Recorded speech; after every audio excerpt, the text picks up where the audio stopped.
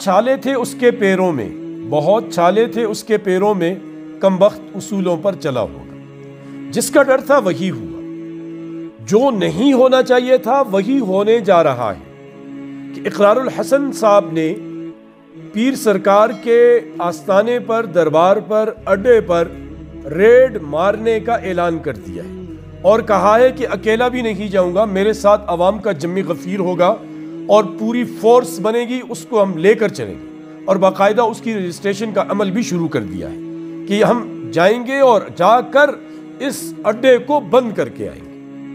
اب ان کا یہ عمل ٹھیک ہے یا غلط، اس پر ہم آخر میں بات کریں گے کہ ایسا کرنا چاہیے یا نہیں کرنا چاہیے۔ لیکن اب سوال یہ کھڑا ہوتا ہے کہ اقرار الحسن اس پر مجبور کیوں ہوئے؟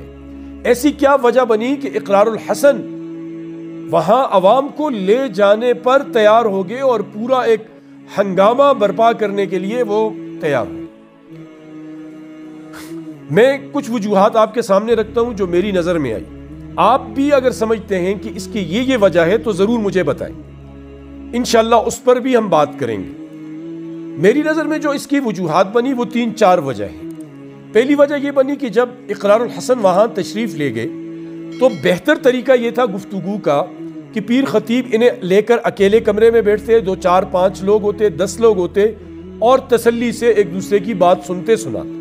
لیکن ایسا نہیں ہوا، پہلے انہیں 3-4 گھنٹے انتظار کروایا گیا، اور پھر جب پیر صاحب آئے تو پورے مریدین کے لشکر کے ساتھ آئے، نعرے بازی بے ہنگم اور عجیب قسم کا رویہ رکھا گیا، اور وہاں جو بات کی دونوں نے وہ ایک دوسرے کی بات بھی نہ سمجھ سکے نہ سمجھا سکے۔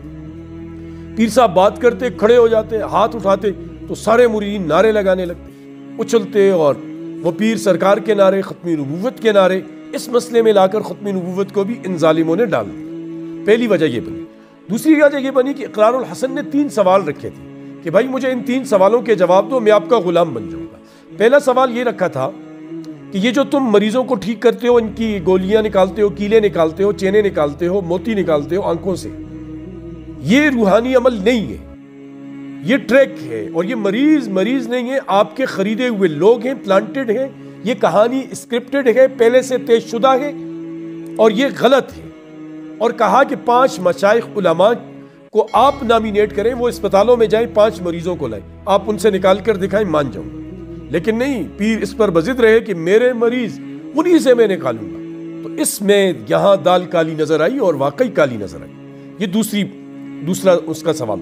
تیسرا سوال انہوں نے یہ رکھا معصوم سا کہ بھائی آپ مجھے قرآن پڑھ کر سنا دیں، سورہ بنی اسرائیل دیکھ کر پڑھ لیں، آپ پیر کامل ہیں، آپ ولی کامل ہیں، آپ اس دور کے قطب اور ابدال ہیں، آپ مجھے ختم نبوت والی آیت پڑھ کر سنا دیں۔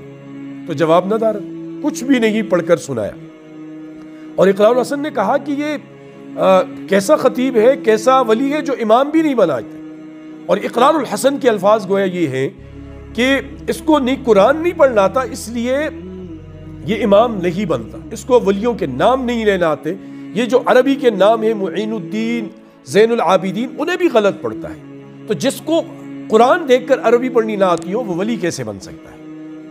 یہ 3 سوال انہوں نے رکھے۔ یہ دوسری وجہ تھی۔ پہلی وجہ ایک ساتھ اکیلے نہ بیٹھنے کی، دوسرے سوالات کے جواب نہیں ملے، تیسرا وہاں انہیں جو زد و کوب کیا گیا بقول اقرار کے کہ ان سے کیمرے لے لیے گئے اور 3-4 گھنٹے یرغمال بنایا گیا، ہر قسم کا پریشر ان پر ڈالا گیا، اور ساتھ انہیں وہاں کی سیر بھی کرائی گئی۔ اور وہاں ایک جو چیز مجھے بہت خطرناک لگی، انتہائی خطرناک لگی، کہ جب وہ ایک ویڈیو میں وہ پیر سرکار کا ایک چیلا پیر کی جوتی پکڑ کر لوگوں کو کہتا ہے کہ یہ میرے پیر کی جوتی جتنے مولوی علماء وظائف پڑھتے ہیں اس سے بہتر ہے، استغفر اللہ استغفر اللہ۔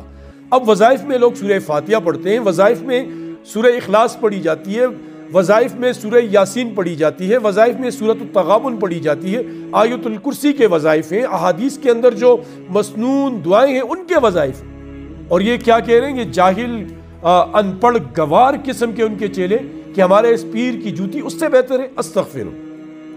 تو یہ تیسری وجہ بنی۔ چوتھی وجہ یہ بنی کہ جب اقرار الحسن وہاں سے واپس آئے تو سوشل میڈیا پر جو ان کے اکاؤنٹ ہیں پیر سرکار کے یا ان کے چیلوں کے، وہاں وہ بڑے دھڑلے سے کہنے لگے کہ اقرار الحسن بھاگ گیا، اقرار الحسن کو شکست ہوئی۔ بالکل جھوٹ کہا گیا، انتہائی غلط بیانی سے کام لیا گیا تو مجبور ہوئے اقرار الحسن کہ ہم آئیں اور آ کر لوگوں کو بتائیں کہ سچ کیا ہے، حقیقت کیا ہے۔ پھر انہوں نے وہ اپنے سوشل میڈیا پر چھوٹے چھوٹے کلپ بنا کر لوگوں کو بتایا کہ دیکھو کہانی کہاں جا رہی ہے اور یہ کیا ہے اور کیا کرنا چاہ رہی ہے۔ اب رہی بات گھوم پھر کے پہلے سوال کی کہ آیا اقرار الحسن کا یہ جانا ٹھیک ہے یا نہیں؟ اس پر آپ بھی رائے دیں، آپ کی کیا رائے ہے؟